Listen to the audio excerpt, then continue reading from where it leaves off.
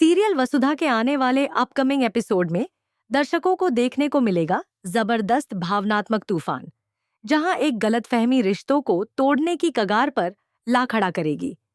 कहानी की शुरुआत होती है उस पल से जब देव को पूरा यकीन हो जाता है कि पुलिस कंप्लेंट वसुधा ने ही की है और उसी की वजह से घर की बदनामी हो रही है।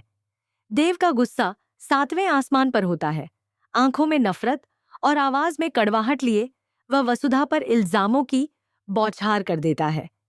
देव वसुधा से कहता है कि तुमने हमेशा मेरे भरोसे को तोड़ा है, मेरी जिंदगी को तमाशा बना दिया है और आज पुलिस तक पहुंचकर तुमने मेरे परिवार को शर्मिंदा कर दिया। वसुधा रोती हुई सफाई देने की कोशिश करती है कि लेकिन देव उसकी एक भी बात सुनने को तैयार नहीं होता। वह वसुधा को भला बुरा कहता चला जाता है और तभी वहां प्रभात आ जाते हैं। प्रभात यह सब देखकर सन्न रह जाते हैं। अपने बेटे को एक लड़की की इस तरह बेइज्जती करते देख उनका खून खौल उठता है। प्रभात देव को रोकने की कोशिश करते हैं और गुस्से में कहते हैं कि बस करो देव, ये तरीका नहीं है बात करने का। लेकिन देव पिता की बात अनसुनी कर देता है।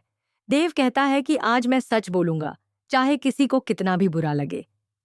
तभी प्रभात का गुस्सा चंद्रिका पर फूट पड़ता है। प्रभात चंद्रिका की तरफ देखते हुए तीखे लहजे में कहते हैं कि तुम्हारे सामने तुम्हारा बेटा एक लड़की का अपमान कर रहा है और तुम चुपचाप खड़ी तमाशा देख रही हो। तुम देव को रोकती क्यों नहीं? क्या यही सिखाया है तुमने? प्रभात के सवाल सुनकर चंद्रिका के चेहरे पर जरा भी पछतावा नहीं दिखता। वह ठंडे और कठोर स्वर में जवाब देती है कि हमें नहीं लगता देव कुछ गलत कर रहा है। वैसे भी जो कुछ भी हुआ है उसकी जड़ वसुधा ही है। अगर वह बीच में ना आती तो आज यह नौबत ही नहीं आती। चंद्रिका की बात सुनते ही प्रभात का धैर्य जवाब दे जाता है।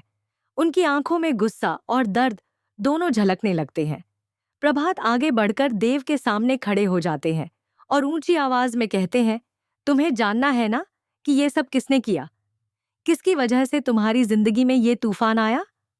तो सुनो, यह सब वसुधा की वजह से नहीं सन्नू, बल्कि तुम्हारी माशा की वजह से हुआ है। इन सब की जिम्मेदार तुम्हारी मानसा है। प्रभात की बात सुनकर पूरा माहौल सन्नाटे में डूब जाता है। देव के पैरों तले जमीन खिसक जाती है। वहीं खड़ी चंद्रिका को भी ऐसा झटका लगता है जैसे किसी ने उसके सीने पर हथौड़ा मार दिया हो। चंद्रिका मन ही मन सोचने लगती है कि क्या सच में माशा को हमारे बारे में सब पता था? अगर उसे पता था तो उसने मुझसे अकेले में बात क्यों नहीं की? उधर देव कांपती आवाज में प्रभात से पूछता है, बाबा साहब, आप ये क्या कह रहे हैं? माशा ऐसा क्यों करेगी? वह तो हमेशा मेरे भले के बारे में सोचती आई है। देव की बात सुनते ही प्रभात और जोर से चिल्ला उठते हैं और कहते हैं, डरन जा, क्योंकि वह तुम्हें और वसुधा को कभी एक साथ नहीं देख सकती। वह तुम्हें वसुधा के साथ बर्दाश्त नहीं कर पाती। वह चाहती है कि तुम दोनों हमेशा के लिए अलग हो जाओ। चंदा ने ही सारी साजिश रची है। अगर मुझे झूठा समझते हो तो खुद जाकर उससे पूछ लो कि तुम्हें और वसुधा को अलग करने की जिम्मेदार वही है या नहीं। प्रभात के शब्द देव के दिल में तीर की तरह चुभ जाते हैं। देव की आंखों में गुस्सा, दर्द और टूटन साफ दिखाई देने लगती है।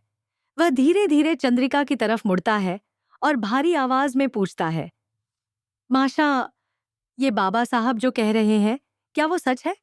क्या आपने ही ये सब किया? क्या वसुधा सच में निर्दोष है? जी आधे बुढ़ी बात के बाइन। देव की बात सुनकर चंद्रिका की जुबान मानो सिल जाती है। वह न तो हाँ कह पाती है और न ही ना।